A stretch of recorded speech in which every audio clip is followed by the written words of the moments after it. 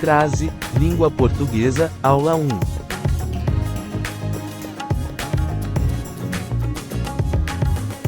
Crase é o nome de um fenômeno, e não de um acento. Crase é a fusão da preposição a com o artigo definido feminino a ou as, ou da fusão da preposição a com o a inicial dos pronomes demonstrativos aquele, ou aqueles, aquela, ou aquelas, aquilo. Ou ainda da preposição a com o pronome demonstrativo a ou as. Ou então da preposição a com o a inicial do pronome relativo a qual, as quais. A fusão das duas vogais, a mais a, graficamente fica representada por um a com acento grave. Veja os exemplos.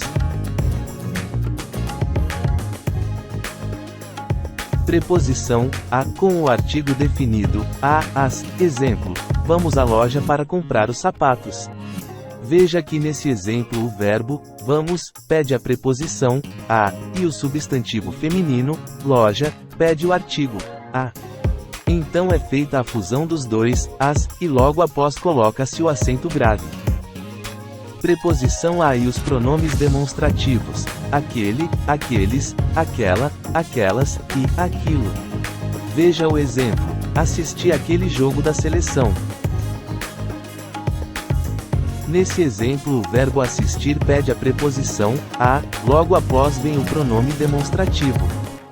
Veja também que pode ser feita a mesma análise anterior em devo obedecer àquilo em que acredito, e também faço a mesma análise em estou referindo-me àquelas semanas em que não pude vir trabalhar.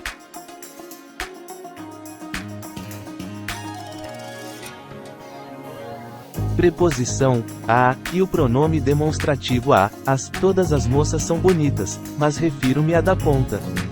Veja, o verbo refiro-me pede a preposição a mais pronome demonstrativo a.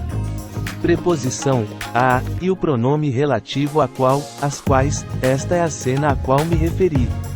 Veja, o verbo referir pede a preposição a mais o pronome relativo a qual. Continua na próxima aula. Muito obrigado.